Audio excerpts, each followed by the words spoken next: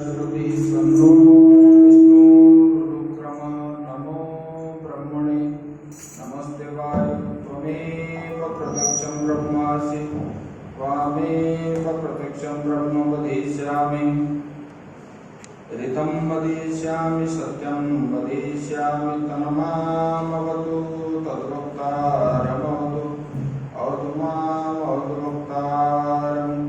ॐ शान्ति शान्ति शान्ति।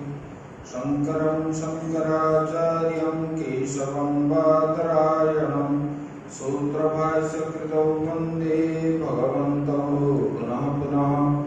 ईश्वरो गुरुरात्मेति मूर्तिभेदविभागिने व्योमवद्व्याप्तदेहाय दक्षिणामूर्तये नमः।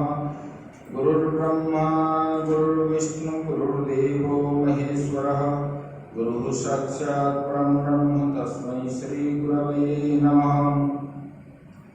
वंशी विभूषितकरानवनीरदाभान् पीताम्बरतरुणबिम्बफलाधरोष्ठान् पूर्णेन्दुसुन्दरमुखादरविन्दनेत्रान् कृष्णात् परं किमपि तत्त्वमहं न जाने। नारायणं नमस्कृत्य नरं चैव नरोत्तमं देवीं सरस्वतीं व्यासं ततो जयमुदीरये। मूकं करोति वाचालं पङ्गुं लङ्घयते गिरिं यत्कृपातमहं वन्दे परमानन्दमाधवम्। सच्चिदानन्दरूपाय विश्वोत्पत्त्यादिहेतवे तापत्रयविनाशाय श्रीकृष्णाय वयं नमः। ये सच्चिदानंद भगवान की जय, सद्गुरुदेव महाराज की जय, श्रीमद्भागवत महापुराण की जय। ओम नमः पार्वती पते हर हर महादेव। श्रीमन्नारायण नारायण नारायण श्रीमन्नारायण भजमन्नारायण नारायण नारायण भक्ति नारायण नारायण नारायण भक्ति नारायण श्रीमन्नारायण नारायण नारायण श्रीमन्नारायण भक्ति नारायण नारायण नारायण सत्यनारायण श्रीमन्नारायण नारायण नारायण श्रीमन्नारायण सत्यनारायण नारायण नारायण सत्यनारायण श्रीमन्नारायण नारायण नारायण श्रीमन्नारायण सूर्यनारायण नारायण नारायण सूर्यनारायण श्रीमन्नारायण नारायण नारायण श्रीमन्नारायण सद्गुरु नारायण नारायण नारायण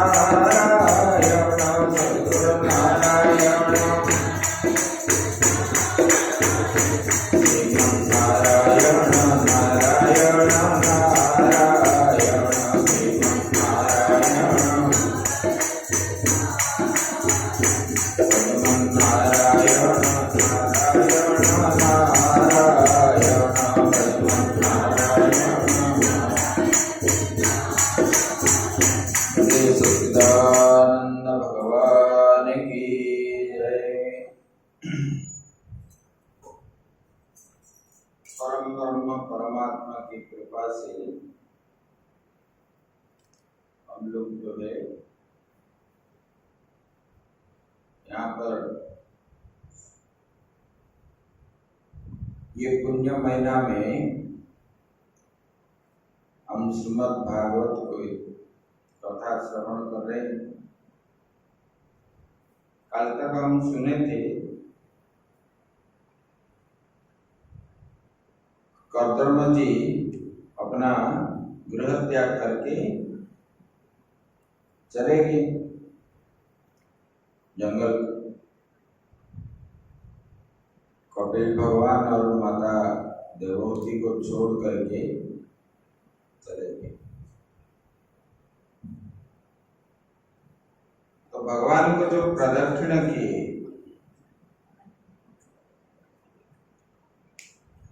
तब भगवान ने उनको बोला,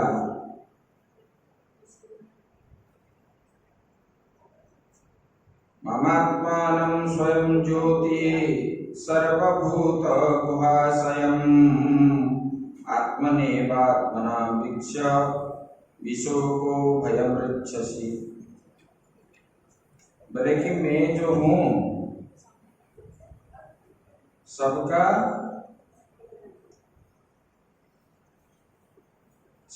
आत्मा हूँ। ममात्मान, और मैं सबके आपकी आत्मा हूँ, सबकी आत्मा हूँ। और बोले स्वयं ज्योति। आत्मा क्या है? ज्योति है, ज्योति स्वरूप मतलब स्वयं प्रकाश है। और सर्वगुहाशयम, सबके अंदर में रहता हूं। और एक क्या है? अद्वय ब्रह्म है। अद्वय ब्रह्म ज्योति हूं। आत्मनेवात्मना वीक्ष्य, तुम अपने आत्मा रूप से मेरा दर्शन करो। अभी जो जा रहे हो, मैं तो सबके अंदर रह रहा हूं, लेकिन मुझे कैसे देखोगे, कैसे जानोगे? आत्मा के रूप में, शरीर के रूप में नहीं। मैं उनका बेटा हूं, उनकी बेटी हूं, इस प्रकार नहीं भावना करना। मैं तो स्वयं आत्मा ही हूं। ये प्रकृष्ट ज्ञान है। बोले कि ऐसे करोगे तो विश्व को भयमृच्छसि। बोले कि विश्व आप जो है शोक मोह आदि रहित होकर के भय से मुक्त हो जाओगे। मृत्यु को सबको डर लगता है कि नहीं? लगता है, मैं मर जाऊंगा। लेकिन जब ये ज्ञान हो जाएगा तब वो डरेंगे नहीं। महात्माओं को उग्रवादियों से बहुत पत्र आता है। एक बार पूरी शंकराचार्य को थ्रेटनिंग दिए स्वामी निश्चलानंद सरस्वती। पाकिस्तान से आया था, आपको मार देंगे, उड़ा देंगे, आप ऐसे स्टेटमेंट देते हो। बोले कि हम कभी मरते ही नहीं। जब मरेंगे तो आप मारोगे ना, हम तो कभी मरते नहीं। जो मरता है उसको मारो, लेकिन हम मरते नहीं। तो मारने पर भी हम मारेंगे ऐसे। तो उसमें क्या है ना, कभी भय भी नहीं होता है। उन लोगों ने थ्रेटनिंग दे रहे हैं और उनके बस्ती में जाकर के सत्संग आदि करते हैं, मुसलमानों की बस्ती में, और इंडिया घूमते हैं, नेपाल भी जाते हैं। कभी उनका बंद नहीं है प्रोग्राम। 12 महीना चतुर्मास ये 2 महीने ही रहते हैं वहां। तो मतलब जिनको ये ज्ञान हो गया वो कभी डरेगा नहीं। ये ज्ञान ना होने के कारण वास्तव में हम मरते नहीं। मरता कौन है? ये शरीर मरता है, क्योंकि इनका उत्पन्न है, वो मरेगा। जातस्य ही ध्रुवम मृत्यु ध्रुवम जन्म मृतस्य च। जो जन्म होता है वो मरेगा, फिर मरने के बाद फिर जन्म होगा। लेकिन ना ये कभी मरता है, न जायते म्रियते वा कदाचिन। ये आत्मा कभी न मरता है न जन्म होता है, ऐसे ही। तो मैत्री जी ने जब पुत्र का इस प्रकार वचन सुन लिए, चारों ओर प्रदक्षिण कर दिए और प्रदक्षिण करके चले गए। यावत् तव कथालोके विचरिष्यति पावने तावत् स्थास्यामि मेदिन्यां तवाज्ञाम् अनुपालयन्। कदर्म जी भी घर में बैठे भगवान को छोड़कर जंगल में चले गए। बोले कि जहां जहां आपकी कथा होगी,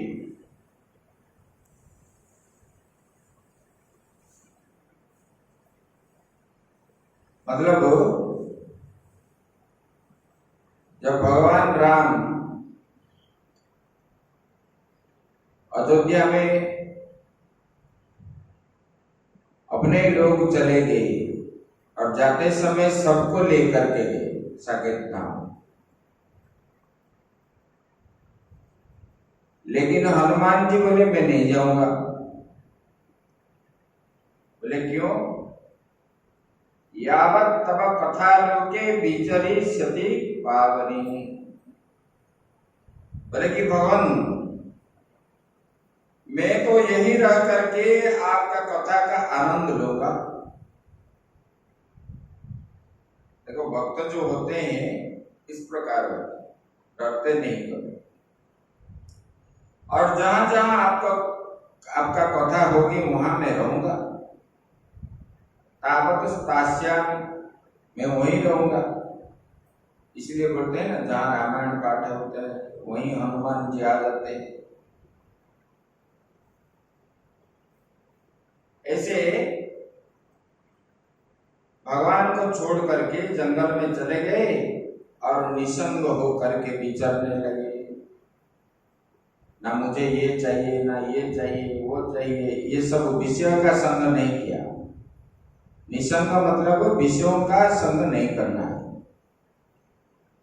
जो मिला खा लिए, जो मिला पहन लिए, ऐसे इसको बोलते हैं शीतोष्ण सुख दुखेषु। गर्मी आया सहन की, ठंडी आया सहन की। देखो ऊपर में तपोवन जो है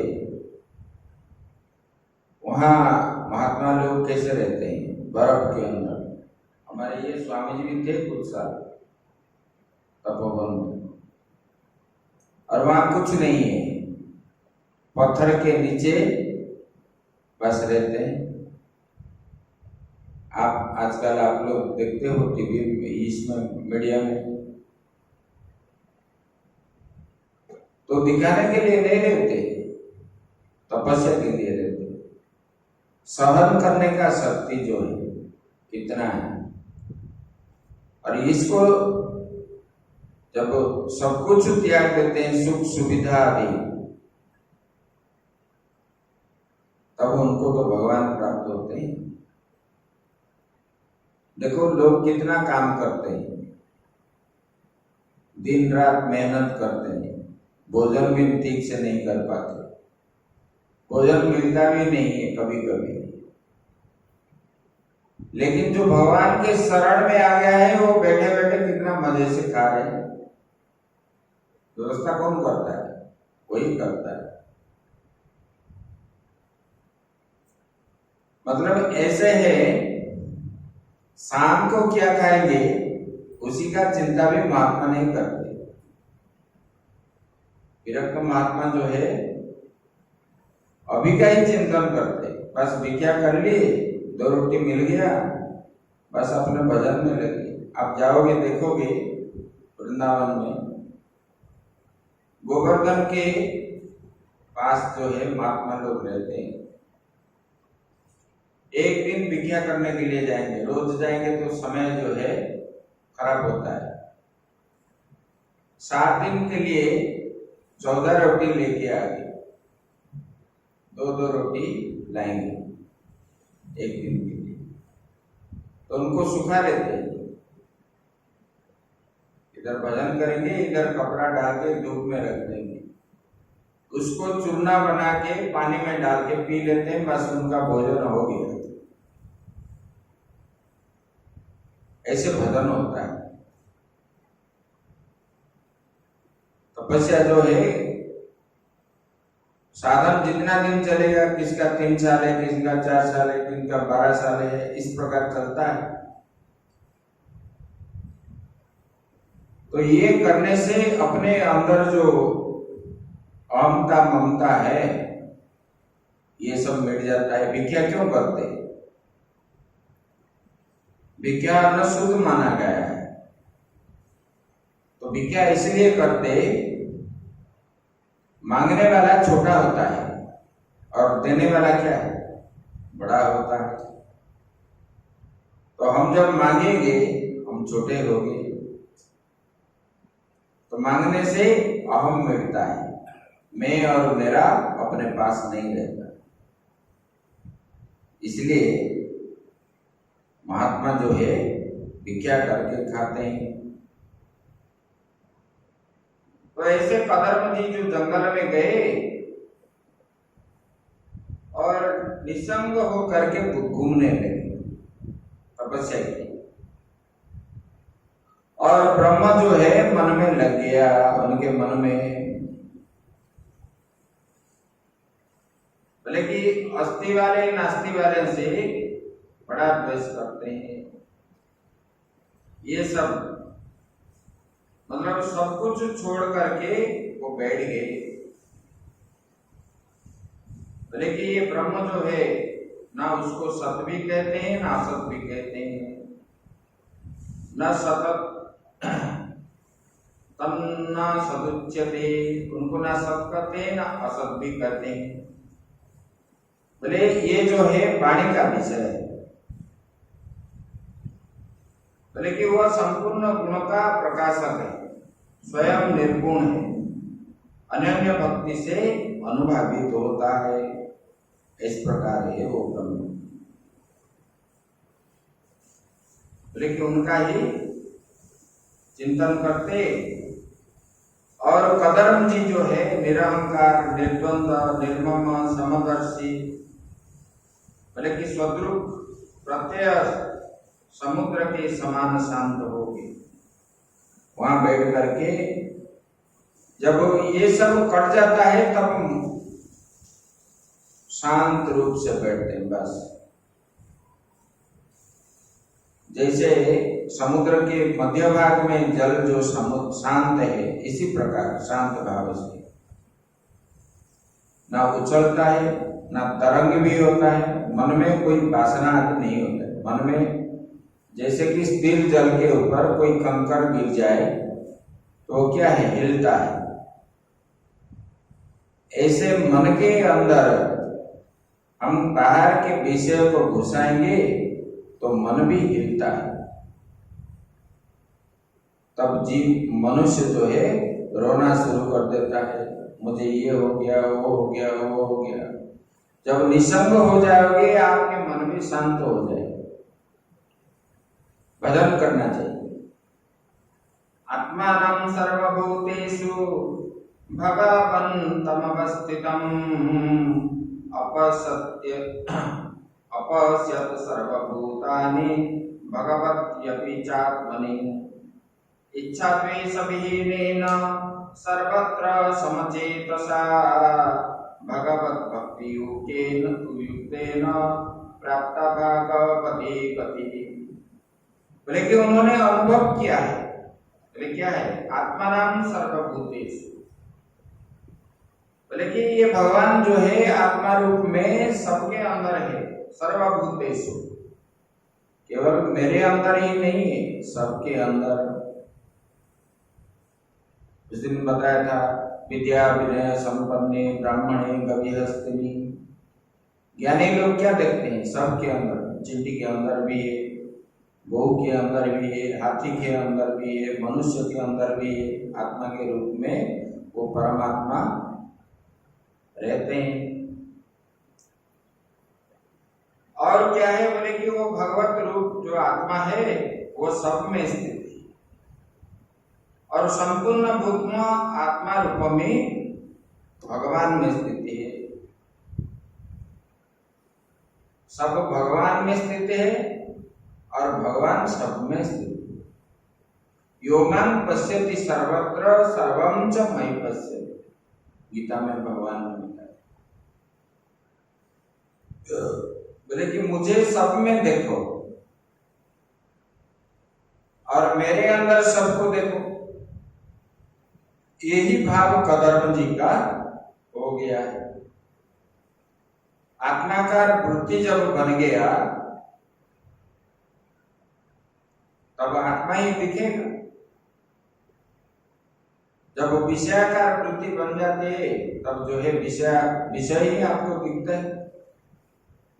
जब आप साधन करते करते करते करते विषय भगवताकार वृत्ति बना दोगे तब आपको चारों ओर भगवान ही दिखेंगे और कुछ नहीं दिखेगा।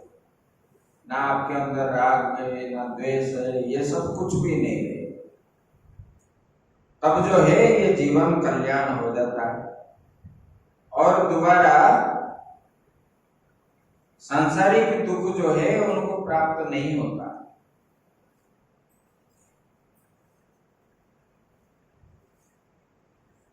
इसके जब वह चले गए उसके बाद जो है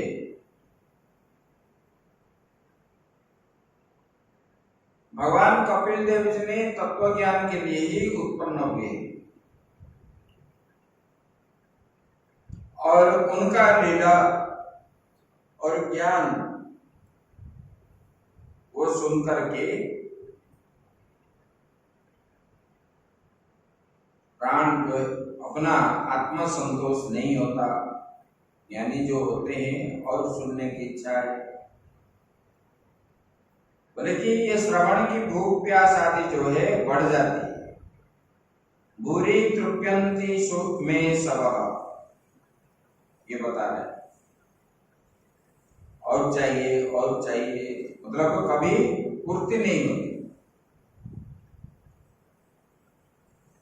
बोले कि ये कान के द्वारा हम जो श्रवण करते हैं परमात्मा का चरित्र सुन करके वो तृप्त हो जाता, तो समझ लो ये रस नहीं मालूम है। इसलिए तुलसीदास जी ने बोले ना, लोग बोलते हैं ना, कई बोलते हैं, अरे क्या कितना सुनते हो, कितना पढ़ते हो। हम तो सुन लिया है, जो ऐसा बोलता है वो कभी सुना ही नहीं। रामचरित जे सुनत अधाहि रस विशेष जाना तिन नाही। बोले कि जो आधा सुना है उनमें रस नहीं है और जितना भी सुनोगे उसमें डाउट ही निकलेगा। जो नहीं सुनता है उनको कभी डाउट नहीं। जैसे बिना पढ़े लिखे छात्र परीक्षा देने के लिए जाएंगे तो वो क्या बोलेगा, मुझे सब आ जाता है, मैं अभी लिख लूंगा। पढ़ने वाले जो होते हैं उसके मन में भय रहता है, अरे कैसे लिखूं, क्या करूं, कितना कष्ट है, वो है, सब प्रकार के दिमाग में रहता है। इसलिए यही बार बार सुनने पर भी कोई ठीक से समझता नहीं। ये भगवान की कथा ऐसा है। और ये जब चले गए, कदर्प जी, तब माता देवहूति ने कपिल भगवान के पास आए। आकर के कपिल देव को बोलने लगे, असंत इंद्रिय दर्शना, बोले कि बेटा मैंने इंद्रिय तृप्त करने के लिए ये जीवन आज तक पोषण किया। मैंने इंद्रिय तृप्त मतलब मुझे ये चाहिए, वो चाहिए, वो चाहिए, जैसे घर में होता है। बोले कि अपने जीवन की कल्याण का मैंने कुछ कर्म ऐसा नहीं किया परलोक के लिए। मैंने इसी जीवन में, एक तो मैं स्त्री हूं, अच्छे बुरे का ज्ञान मेरे पास नहीं है, और फिर मैंने अभी आप तो मेरे घर आया है। बोले कि आप जो है ज्ञान देने वाले हैं, सूर्य के समान ज्ञान का प्रकाश देने वाले आप, जिसमें मेरा कल्याण होगा वही आप मुझे बताओ। मेरा मन जो है ग्राम्य कथा में फंसा हुआ है। ग्राम्य कथा मतलब इंद्रियों में फंसा हुआ है। खाने पीने, रहने सहने, इसमें ही मेरा मन फंसा हुआ है। इसलिए आप मुझे ज्ञान दीजिए।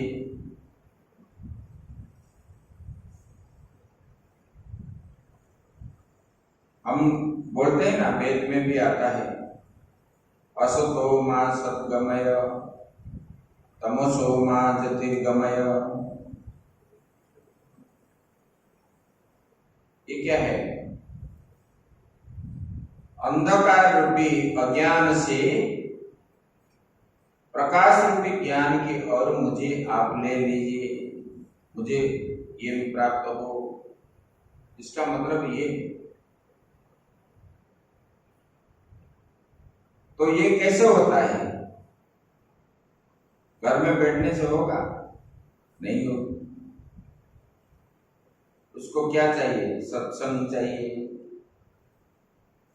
संतों के पास जाना चाहिए, ज्ञानियों के पास जाना चाहिए, गुरु के पास जाना चाहिए। तद्विधि प्रणिपातेन परिप्रश्नेन सेवया, बताते हैं भगवान गीता। गुरु के पास जा करके साष्टांग प्रणिपात होना है। प्रणिपात हो करके गुरु को प्रश्न पूछना है, भगवान मेरा कल्याण कैसे हो, और सेवा भी करना है। परिप्रश्नेन सेवया, ये प्रश्न पूछ करके मेरा कल्याण कैसे होगा, इसका भगवान मार्ग बताइए। और वहां कर्म भी निष्काम भाव से करना चाहिए।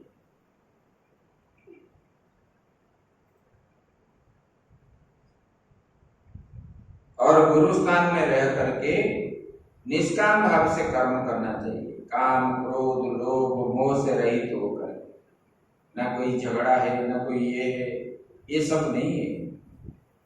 अज्ञान के कारण लोग आपस में लड़ते हैं। कितना दिन हम रहेंगे? अभी तो देखते देखते किसी को 40 हुआ, किसी को 50 हो गया, किसी को 60 भी हो गया, किसी को 70 भी हो गया।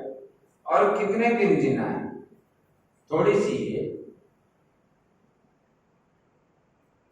ब्रह्मा के आयु हिसाब देखोगे तो यहाँ ब्रह्मा का 1 मिनट भी हमारा आयु नहीं है। और इसको लेकर के हम क्या करते हैं? राग हिंसा द्वेष आदि करते हैं। भगवान का भजन नहीं करते। महाभारत में गाया है, अस्तौ दानम विवर्जित श्रुति पुटौ सारस्वतद्रोहिण नेत्रे साधु विलोकेन रहितं पादौ न तीर्थगतम् अन्यायार्जित पितृपुण्य उदरेण गर्भेण तुंग शिर रे रे जम्बुक मुंच मुच्च निजः स्वनंद वपुः। एक बार क्या हुआ, एक नदी के किनारे एक लाश पड़ा था सब, और वो क्या है, वो नदी के किनारे पड़ा था और वो नदी के किनारे एक वटवृक्ष था, उसके ऊपर एक चील बैठा था। वहां एक श्रृगाल आया वो लाश को खाने के लिए, और वो श्रृगाल को वो चील ने बोलने लगा, अरे इसको मत छुओ, मत खाओ, इसको त्याग दो, मुंच मुंच मुंच मतलब त्याग दो, मत छुओ। लेकिन इसको छुओगे तो आपको क्या लगेगा, पाप लगेगा। बोले कैसे? बोले कि देखो, हस्तौ दानम विवर्जित, बोले कि इन्होंने, इनको जो हाथ मिला है, ये हाथ में कभी उन्होंने दान नहीं किया। श्रुति पुटौ सारस्वत द्रोहिणा, अपने कानों के द्वारा इन्होंने कभी महात्माओं का उपदेश ना सुना, शास्त्र का उपदेश ना सुना, ना कभी सत्संग भी किया। ऐसे नेत्रे साधु विलोकेन रहितम, बोले कि इनके आंखों के द्वारा कभी संतों का दर्शन नहीं किया, भगवान का दर्शन भी नहीं किया।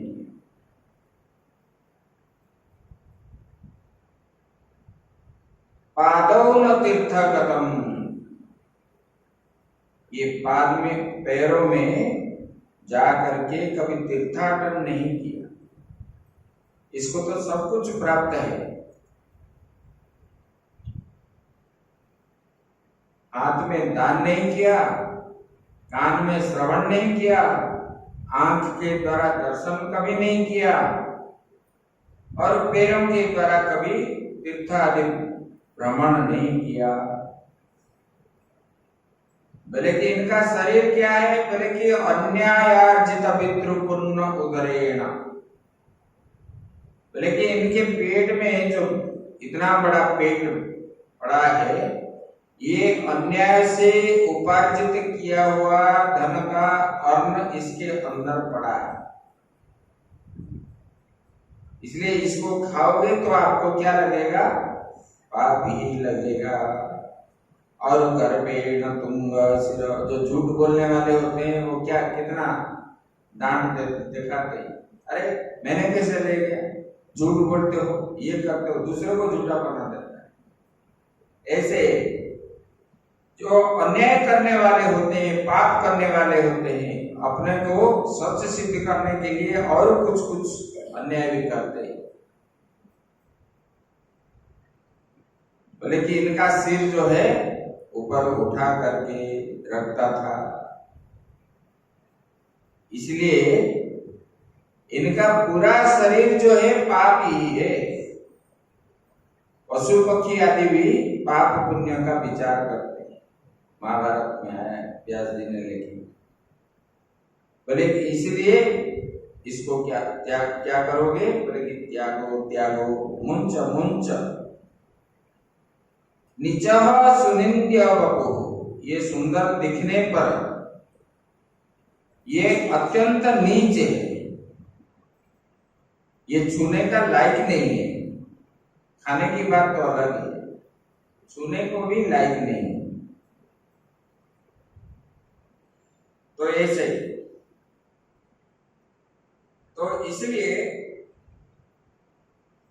जीवन जब है तब तक ही ये कर्म हम कर देना चाहिए। कौन सा? सत्संग, दान पुण्य आदि, ये सब।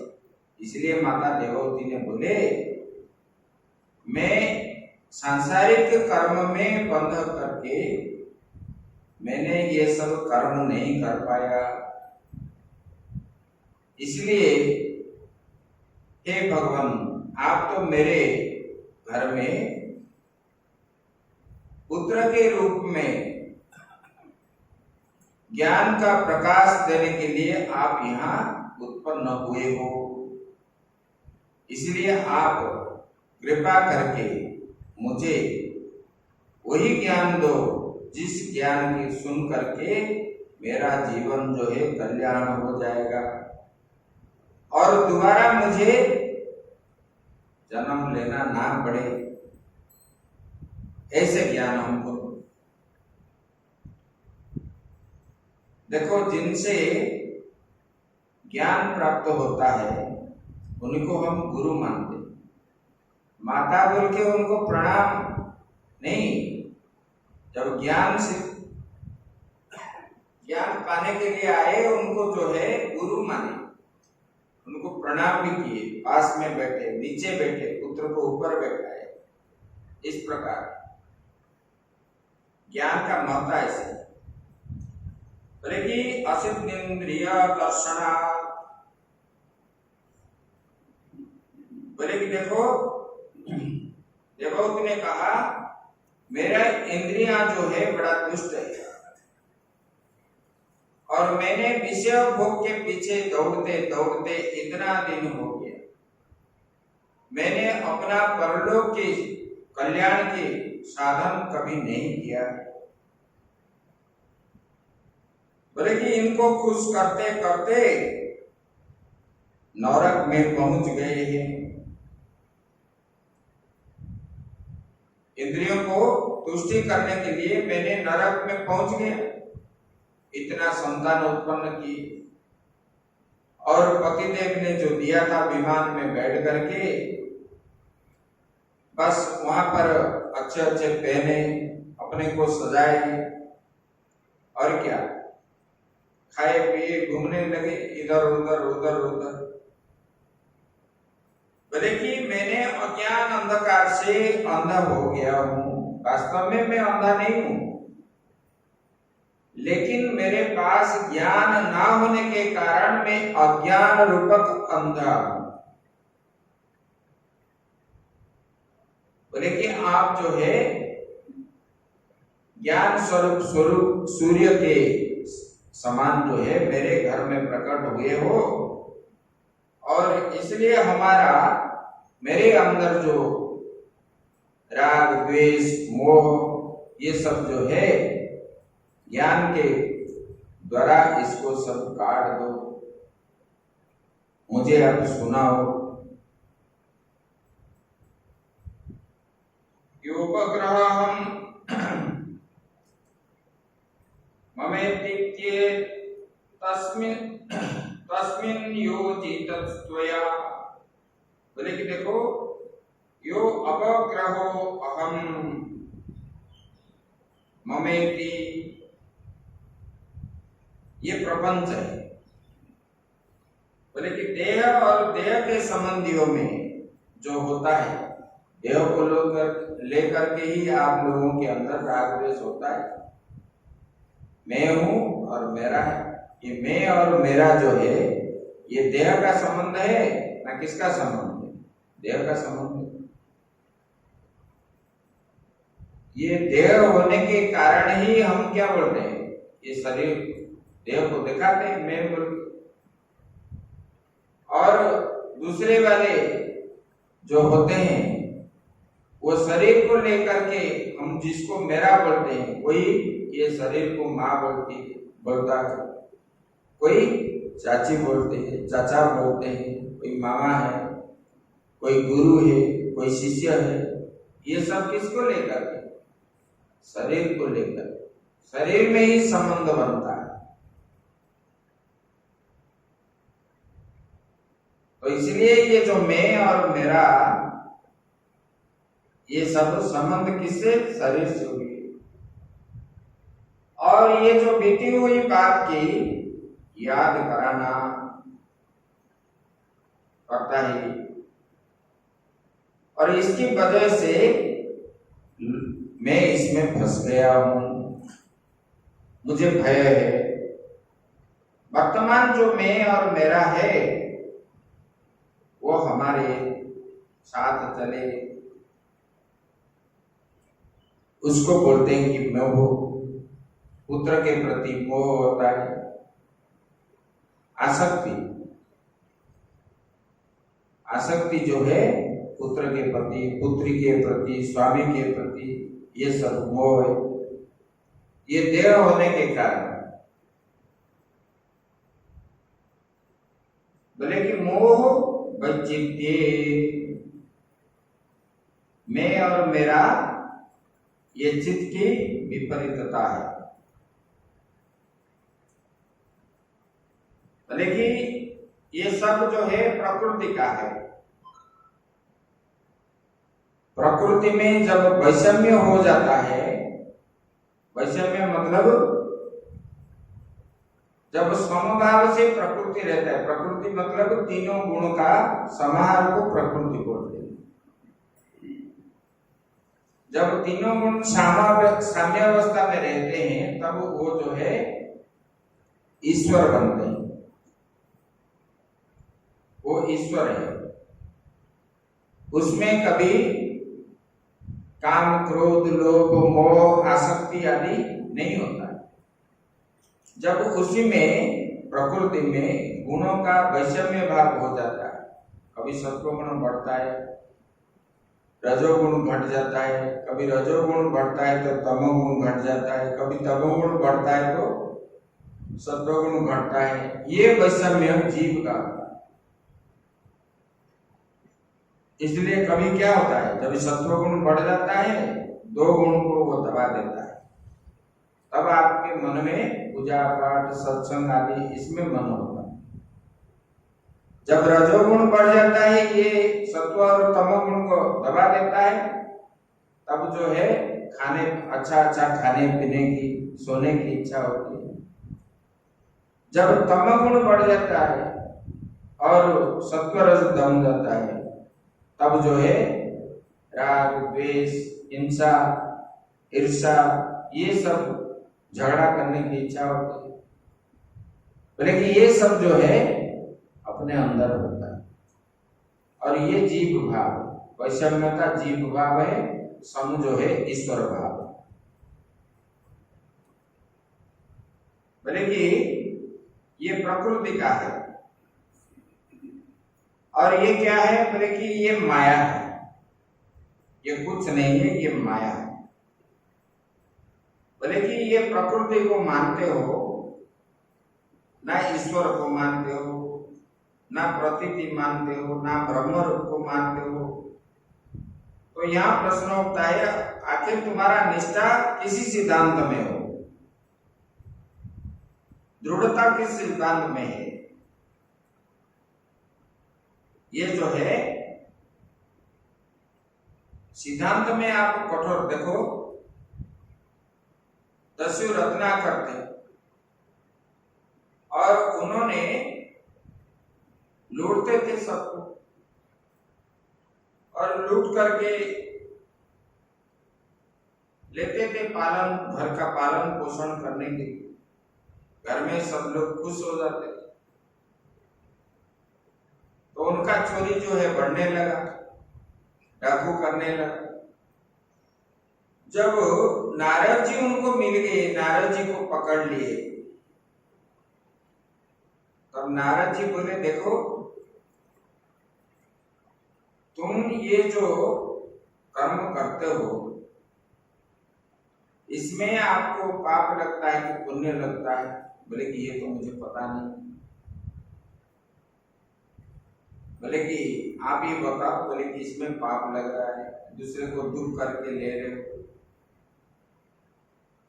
बोले कि आप जिन लोगों के लिए ले रहे हो, जिनको खिलाते पिलाते धन देते, उनको पूछो आप जो कर्म कर रहे हो ये कर्म का फल जो मिलेगा आपको वो फल वो लोग भी लेंगे? बोले कि नहीं, आप जो है मुझे ऐसे बताते हो और इधर में घर जाने से आप चले जाओगे। तो फिर नारद जी को एक पेड़ में बांध लिया, बांध करके घर में गया और जाकर के पिता को पूछने लगा। बोले कि पिताजी, मैंने जो धन कमा के ला रहा हूं उसका जो फल है पुण्य और पाप, इसमें आप भागीदारी होंगे? बोले कि हम क्यों भागीदार होंगे? अरे तू जब बच्चा था हम भी आपको पालन पोषण करके बड़ा किया, अभी तेरा कर्तव्य है, हम जब बुढ़ापा हो गए हमको जो है आप पालन पोषण करोगे। आपका जो कर्म है ये कर्म जो कर्म करके आप लाते हो उसी का पाप पुण्य में हम भागीदारी नहीं है। फिर माता के पास गया, माता भी यही बोला, बेटा मैंने आपको जो है ना में ना रखा, गर्भ में दुख सहन करके बिना खाए पिए बहुत कष्ट सहे, और फिर अभी तू बोल रहा है कि मैं जो कर्म कर रहा हूं उसका भागीदारी बनो। हम क्यों बनेंगे? ये तेरा कर्तव्य है। पत्नी भी ऐसे बोली, पत्नी को जब पूछा, बोले कि आपने तो मुझे अग्नि को साक्षी रख करके शादी की, मेरा पत्नी है और मैं उनको जो है पालन पोषण करूंगा और करने का धर्म आपका है, मैं आपके कर्म में भागीदारी नहीं हूं। तब वापस आ गया, बोले कि अरे मैं जिन लोगों के लिए ये दुष्कर्म कर रहा हूं, जो पाप कर्म आदि कर रहा हूं, ये पाप कर्म में ये भागीदारी नहीं होंगे तो मैं क्यों करूं? तब जब जीव को ज्ञान जब तक नहीं है तब तक वो क्या करता है? करता रहता है। जब प्रकृष्ट ज्ञान उनको मिल जाता है तब सब कुछ त्याग करके उसी में जिद करके बैठ जाता है। तब नारद जी को बोला तो कोई भागीदारी नहीं है। तब नारद जी ने उनको प्रकृष्ट ज्ञान दी। फिर उन्होंने जिद्दी करके बैठ गया। ऐसे कि राम राम भी बोलना आता नहीं था, मरा मरा उन्होंने उल्टा नाम जाप करने दिया। मरा मरा बोलते बोलते राम राम हो गया, उनका कल्याण हो गया और उन्होंने त्रिकालदर्शी ऋषि बन करके वाल्मीकि बन गए ज्ञान होने पर। तो ज्ञान देने वाला सही होना चाहिए। मोबाइल आप लोग स्विच क्यों ऑफ नहीं करते? सबका बजता है एक ना एक दिन। बोले कि ये जो है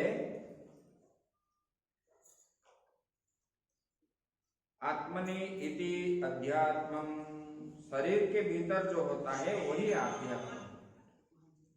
स्विच ऑफ कर लो, फ्लाइट मोड कर लो।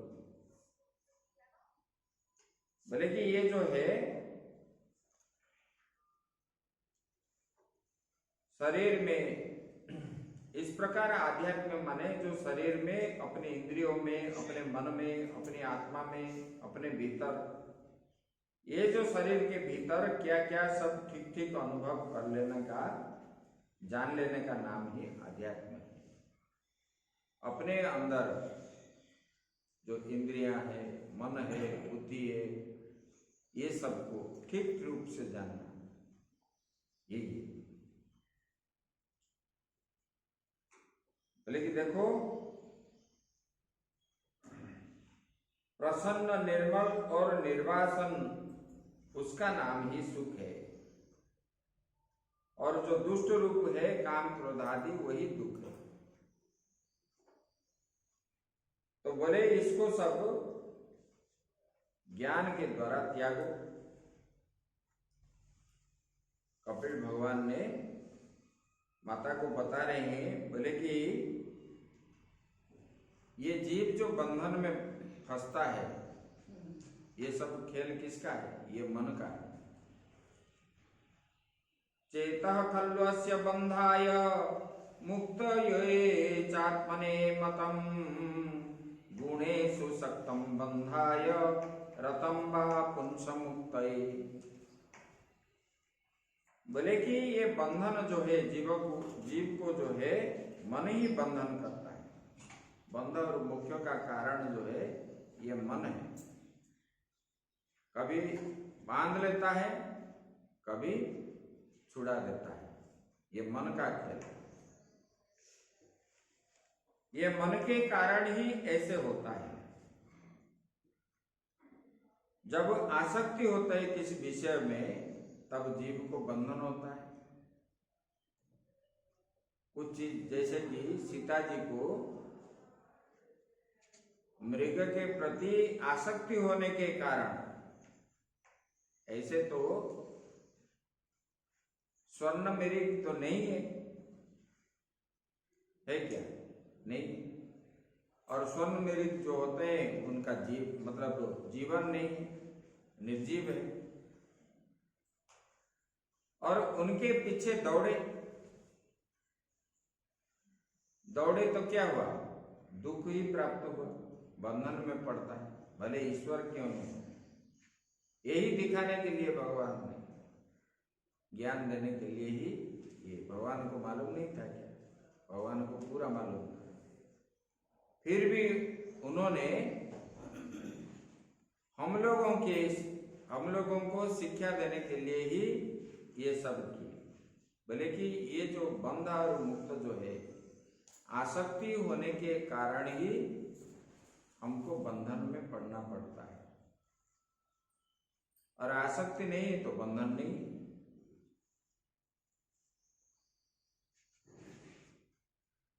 ये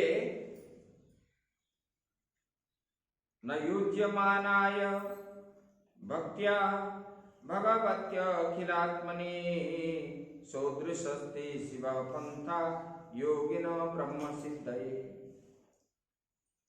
बोले कि ये संसार में न युज्यमानाय भक्त्या, बोले कि सबसे बड़ा है जो है फंदा है, जिसके द्वारा हम फंस जाते हैं, बंध जाते हैं ना, ये फंदा। बोले कि ये फंदा क्या है? बोले कि ये आसक्ति है।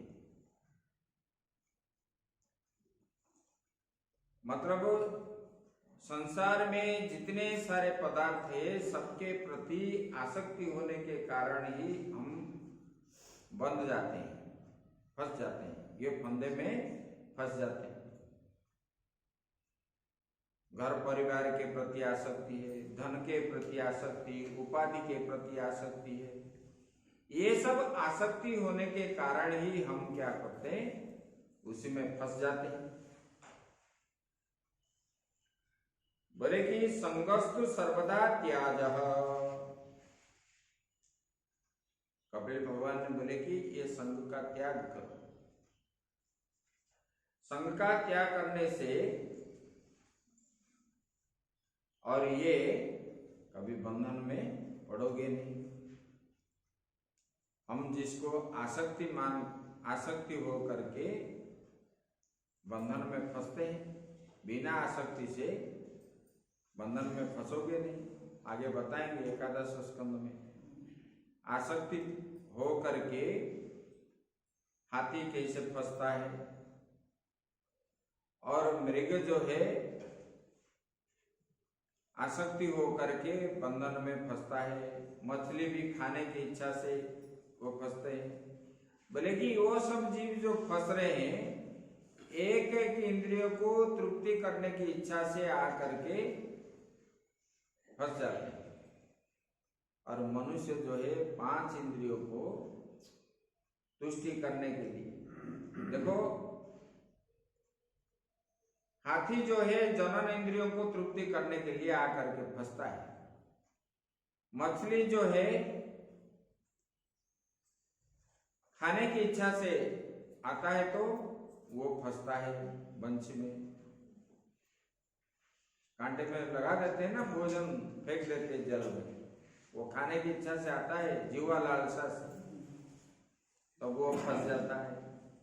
मृग जो है संगीत सुनने के, अच्छा म्यूजिक बजाओ तो सुनने के लिए आ जाएगा पास में, उसी में वो फंस जाता है। ऐसे जितने सारे मधुमक्खी जो है, कीट पतंग आदि, वो लाइट जब दीपक के पास आकर के वहीं जल करके मर जाते हैं। बोले कि ये सब जितने सारे जीव हैं एक एक इंद्रियों को तृप्ति करने के लिए आते हैं तो मर जाते हैं, लेकिन ये मनुष्य जो है 5 इंद्रिय का सेवन करता है और सबको चाहता है, तो इनका दशा क्या होगा। शंकराचार्य भगवान ने बताया, बोले कि ये 5 का विवेक चूड़ामणि,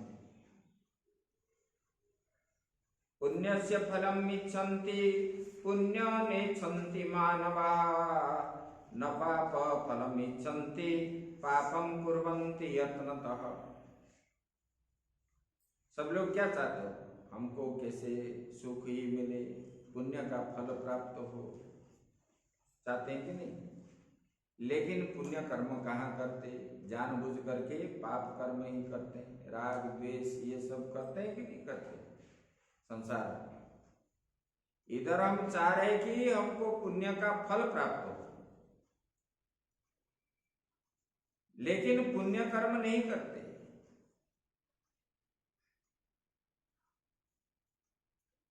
और न पाप फलम इच्छन्ति, पाप का फल किसी को भी नहीं चाहिए, सब लोग चाह रहे हैं। और पाप कर्म यत्न पूर्वक करते हैं, प्रयत्न करते हैं ऐसे, तो उनका दशा क्या होगा। ये मनुष्य इसीलिए वो फंसता है। सब लोग जानते हैं क्या करते हैं क्या नहीं करते हैं, किस लिए हम फंसते हैं, ये ज्ञान भी कुछ लोगों को होता है। देखो कितने बड़े बड़े पाप कर्म करते हैं और मार करके लेके गाढ़ा खोल करके पोत भी देते हैं, इधर आके बैठ जाते हैं, हमको कुछ मालूम नहीं है, कितना बड़ा पाप कर्म। शास्त्र में बताया, जो शेर 5 से ज्यादा मनुष्य को खाएगा वो भी बचता नहीं, वो भी मर जाता है। मतलब कितना पाप कर्म है। पशु को भी ये भोगना पड़ता है, और हम तो मनुष्य हैं। और रात दिन सुबह से शाम तक क्या करते हैं, झूठ बोलते, दूसरे के मतलब ईर्ष्या करते, द्वेष करते, राग करते, ये सब चीज होता है। तो बोले कि इसलिए मैं और मेरा के कारण ही ये सब बनता है। ये मूल का कारण जो है आसक्ति है, और मन को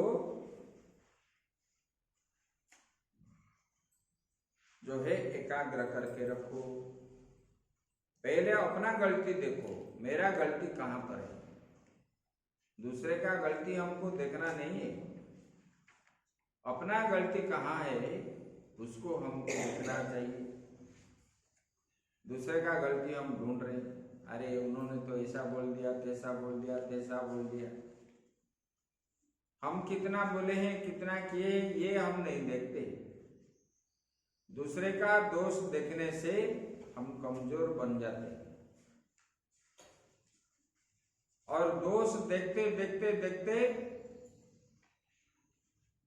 वो क्या है, उनका दोष हमारे पास आ जाता है, और हमारा जो पुण्य है उनके पास चला जाता है। एक साधु थे प्रयाग गंगा किनारे, एक वेश्या भी थी, और साधु ने भजन क्या करेंगे और चिड़चिड़ापन उनका हो गई।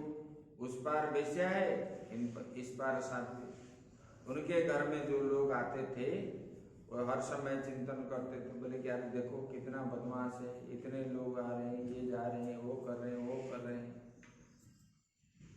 और उस पार वो वेश्या रह करके बोले कि देखो कितना संत महात्मा रह रहे हैं, कितना कैसे भजन कर रहे हैं, कैसे बैठ रहे हैं। उनका चिंतन उन्होंने कर रहे थे। तो मृत्यु के समय वेश्या को उत्तम गति प्राप्त हुई और इनको जो है साधु को नीचे गति प्राप्त हुई, क्योंकि इन्होंने वेश्या का चिंतन किया और उन्होंने संतों का चिंतन किया संत की दृष्टि से। इसलिए किसी का बुराई हम ना देखें, देखोगे तो वो बुराई हमारे पास आएगी। जो हो रहा है वो सब परमात्मा की इच्छा से, भगवान की इच्छा है, ऐसा ही मान लो। कोई गाली दिया, कोई थप्पड़ मारा, ये सब भगवान की इच्छा से, हमारे प्रारब्ध से हमको मिल रहा है, उन्होंने कुछ नहीं किया।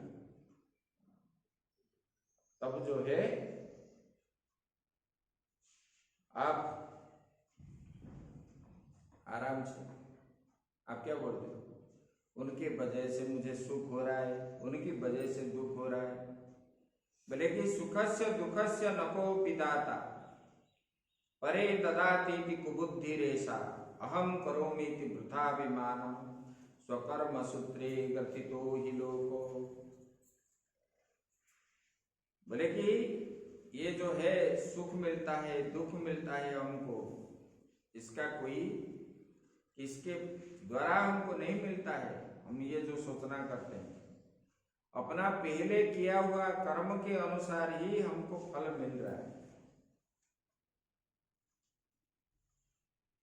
कोई निमित्त बन जाता है, लेकिन हमारा प्रारब्ध हम भोग रहे हैं। ऐसे कुबुद्धि ही सोचता है कि उनके द्वारा, मूढ़ व्यक्ति ही सोचता है उनके द्वारा मुझे सुख हो रहा है, उनमें मुझे दुख हो रहा है। देखो आप रामायण में स्पष्ट बता दिए भगवान ने। लक्ष्मण जी जब बोले माता कैकेयी की वजह से आप जो है 14 साल वनवास होगे, नहीं तो आप जो है अभी वनवास जाना नहीं पड़ता, आप अभी राज्याभिषेक होता। बोले ऐसा नहीं, ये मेरा प्रारब्ध है, माता की दोष कुछ भी नहीं। कभी भगवान राम ने माता कैकेयी को दोष ही नहीं दिखा। माता कैकेयी ने भी बोले, जब भरत जी के साथ जंगल में गए, बोले कि बेटा इधर तो तुम ना दंड भी देते, ना मुझे मुक्ति भी करते, इधर से मेरा बात भी नहीं मानते, इधर तो माँ ही बोलते हो। अगर माँ बोलते हो तो भगवान ने बोले कि आप तो मेरी माँ है और मैं तो आपका दोष कभी देखा ही नहीं, आपका दोष ही नहीं है, मैं कैसे मान लूं आप दोषी हो। बोले कि अगर मुझे बेटा मानते हो तो आप एक काम करो, तो मैं जो बोलूंगा वो मान जाओ। बोले ठीक है, मैं मानने के लिए तैयार हूं। बोले कि चलो वापस अयोध्या। बोले ठीक है, मैं जाऊंगा, लेकिन पीछे जो लोग अपवाद करेंगे आप वो सहन कर पाओगे? तब चुप हो गए। तो इसीलिए भगवान ने उन्होंने वहां बोले ये मेरा प्रारब्ध है, मुझे भोगना है, स्पष्ट बता दिया, किसी का इसमें दोष नहीं। बोले कि ये सुख और दुख ये जो मिलता है ये अपने पहले किया हुआ कर्म का फल है, और मैं ये कर देता हूं मैं नहीं रहने से ये नहीं होता, मैंने ऐसे कर दिया, वो कर दिया, वो कर दिया, ये जो है अभिमान है। मैंने कुछ भी नहीं किया। देखो, भगवान ने इतने दुष्टों को मार करके पृथ्वी शांत करके धर्म का स्थापना किया, फिर भी कभी नहीं बोले कि मैं मारा। कभी भगवान ने बोले जरासंध को भीम जी ने मारा,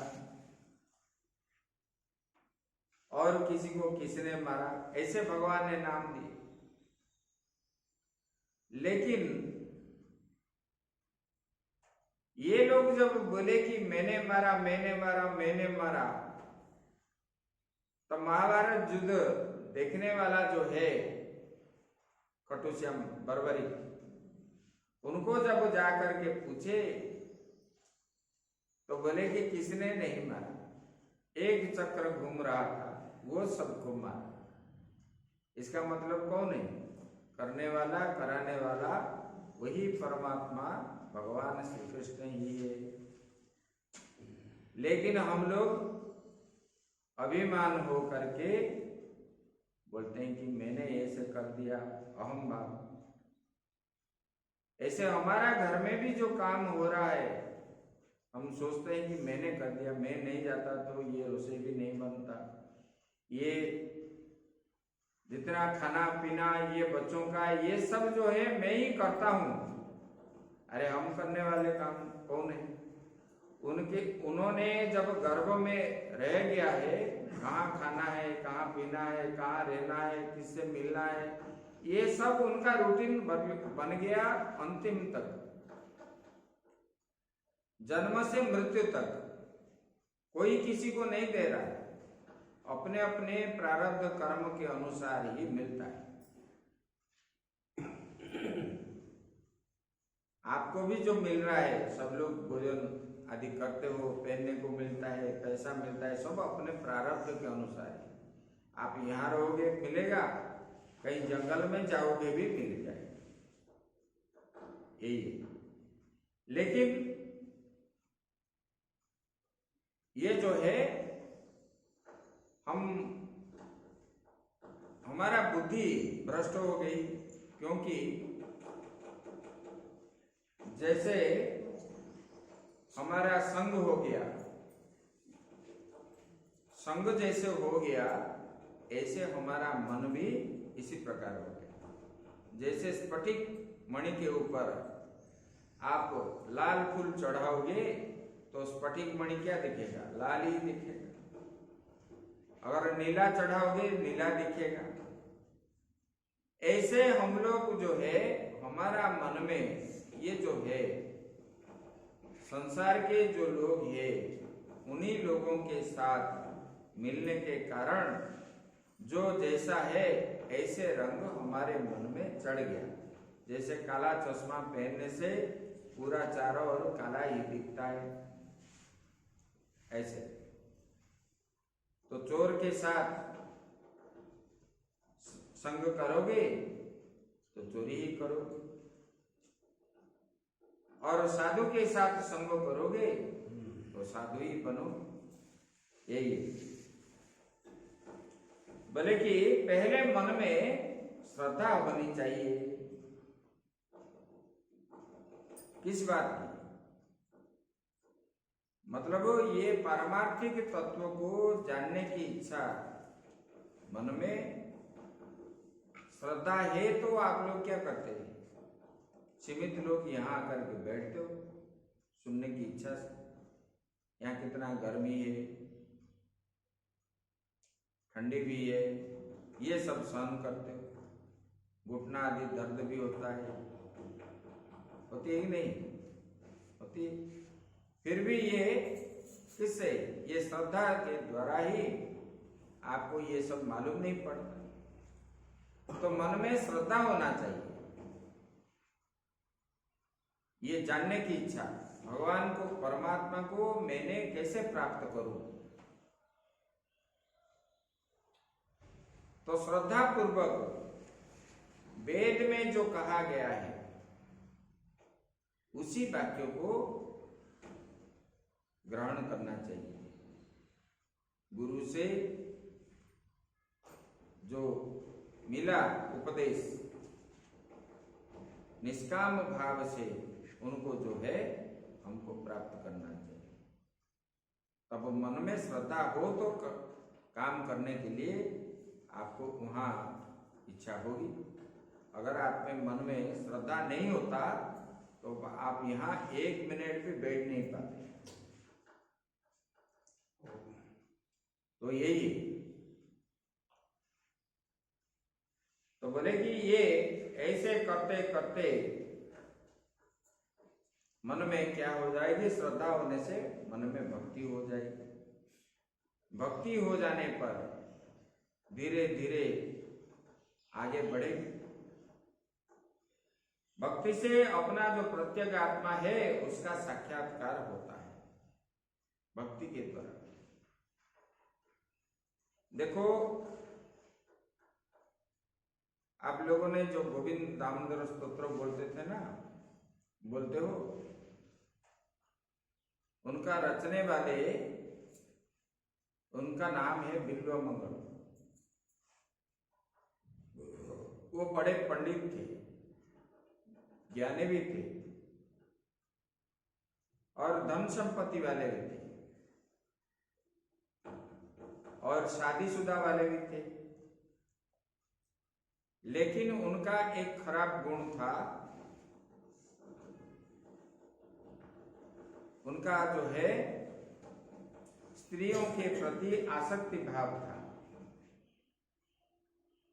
और वो नित्य जो है वेश्या के, एक सुंदरी वेश्या के पास जाते थे। नदी के इस पार उनका घर है, नदी के उस पार उनका घर है। जब उन्होंने नित्य ऐसे जाते थे, पत्नी घर में होने पर भी उनके पत्नी भी सुंदर थी। एक दिन क्या हुआ, बहुत जोर से बाढ़ आया नदी में, दोनों तरफ में पानी जो है भर के आया। उछल करके पानी जब आया तब जो है ये उसको खोल दो, दरवाजा खोल दो, थोड़ा हवा है।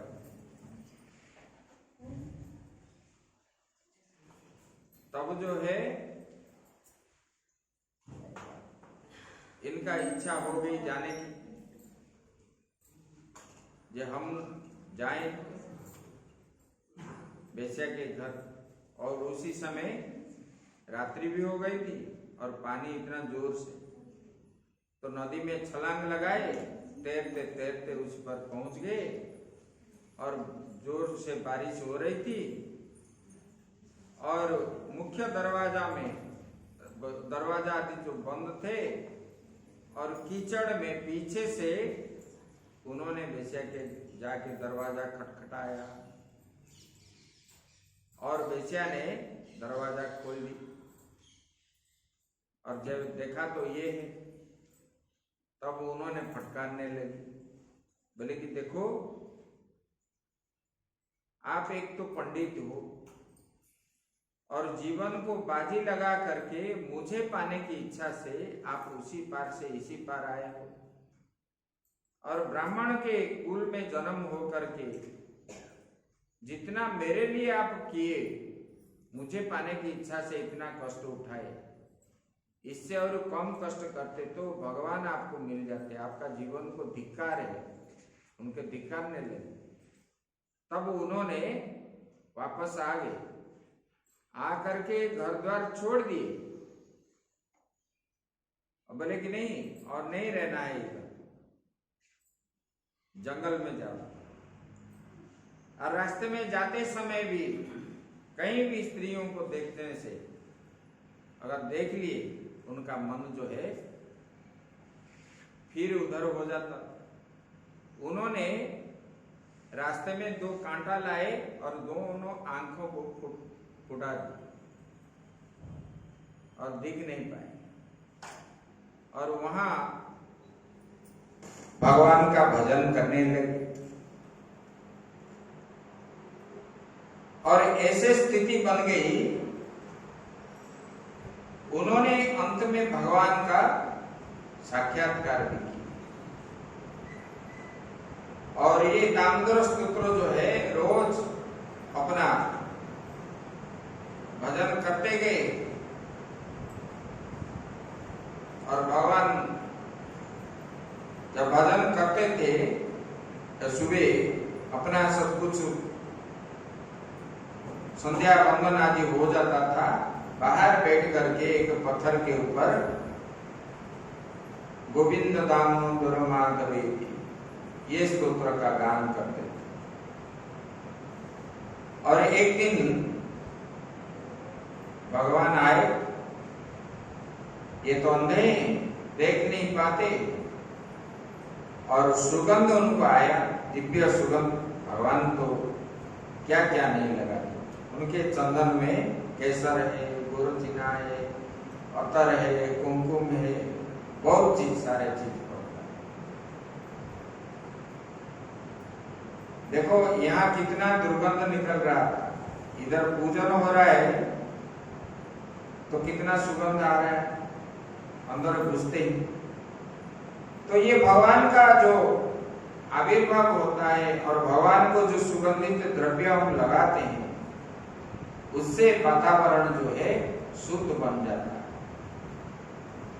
तब वो जब सुगंध उनको लगा,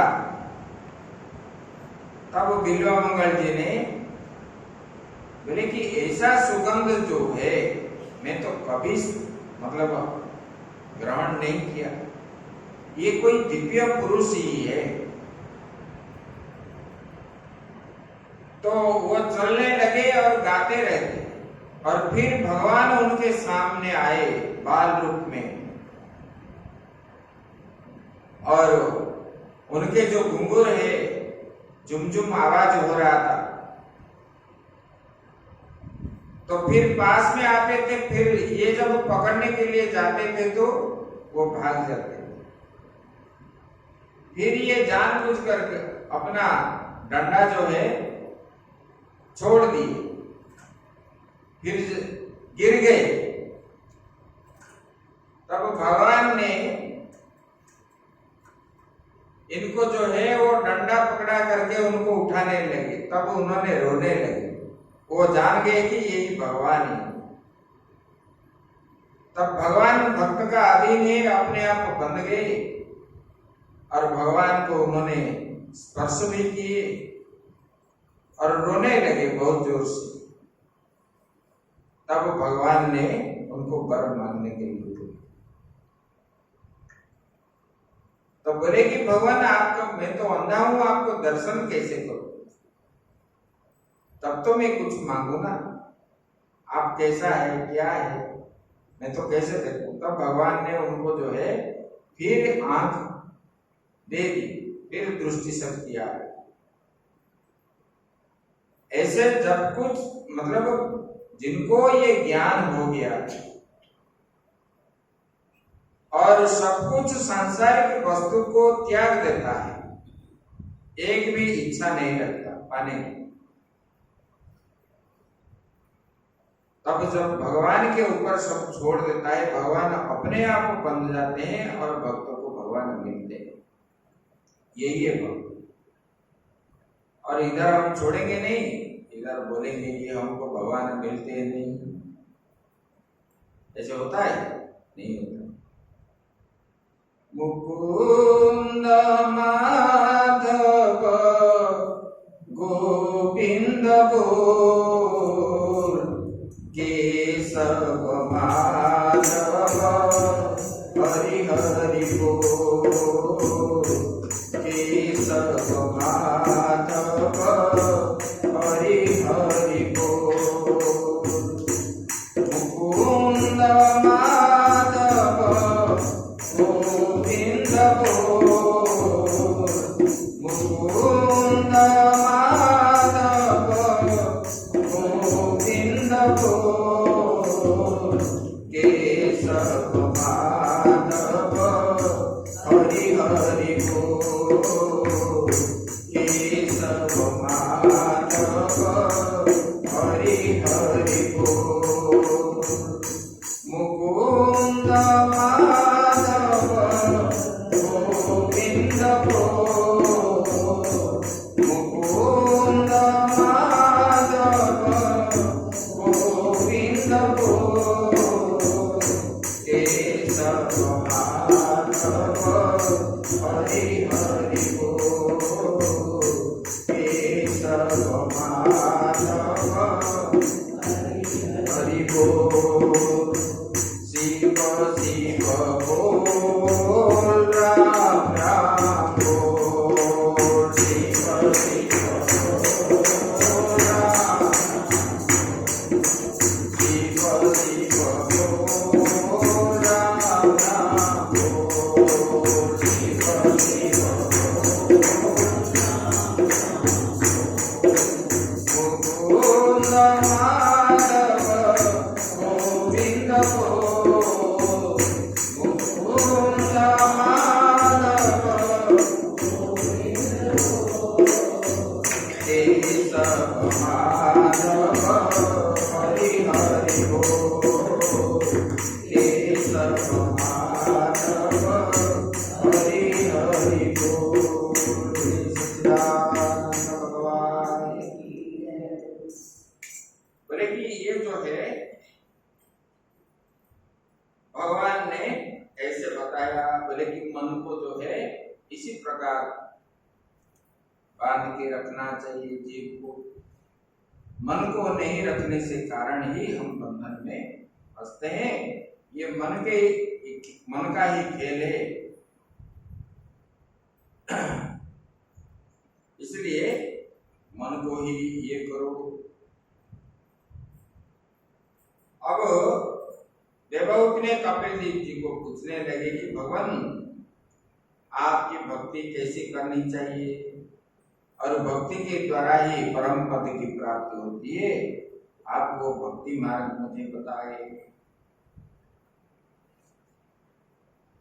ब्रह्म निर्वाणम गीता में बताए ब्रह्म को प्राप्ति होती। मनुष्यों को जीवन में 3 प्रकार के बाण क्या है? एक दुख का बाण है, दूसरा जो है अज्ञान का बाण है, तीसरा जो है मृत्यु का बाण है। ये तीनों बाण से वो क्या है? डरता है। डरता है कि नहीं? जब दुख आता है तो हंसते हो, वही एक डर है। और जो है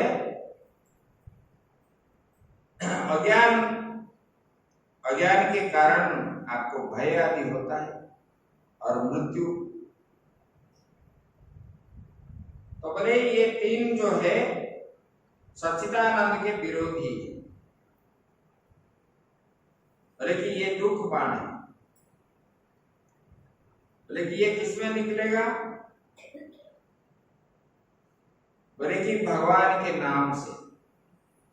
भगवान का नाम, भगवान में जब शरणापन्न हो जाओगे तब ये दुख हो करके नहीं रहेगा। वहां क्या बोले? कुंती जी ने बोले कि विपदो नैव शश्वत तत्र तत्र जगत भगवतो दर्शन यस्यात्। बोले कि देखो भगवान आप जब मिल जाते हो तो दुख हो करके नहीं रहता, दुख तो भाग जाता है। यही है भक्ति। हम क्या करते हैं जब दुख आता है तो आजकल क्या करते हैं? शादी ब्याह तो हो जाते हैं अपने इच्छा से। उधर जाके मोबाइल पे माता को बोलेंगे ऐसा हो गया, भाई को बोलेंगे, मामा को बोलेंगे, तो इधर का बात उधर, उधर का बात इधर। जो सहन करने का शक्ति नहीं है तब झगड़ा क्या होता है? अपने आप उत्पन्न होता है। वो जड़ है। ये पाप का मशीन है मोबाइल। मोबाइल में कहीं सच बोलता है? कभी कोई पूछेगा आप कहाँ हो तो आप सच बात कभी भी नहीं बताते। ये पाप का मशीन है। तो इसलिए ये हम मजाक से भी किसी को झूठ नहीं बोलना चाहिए, उसमें पाप लगता है और उससे हमको वो पाप की वजह से ही ये दुख भोगना पड़ता है। बताते हैं बोले कि देखो भगवान का ही आश्रय लेना है। हम जो कर्म करते हैं किसी का आश्रय लेने से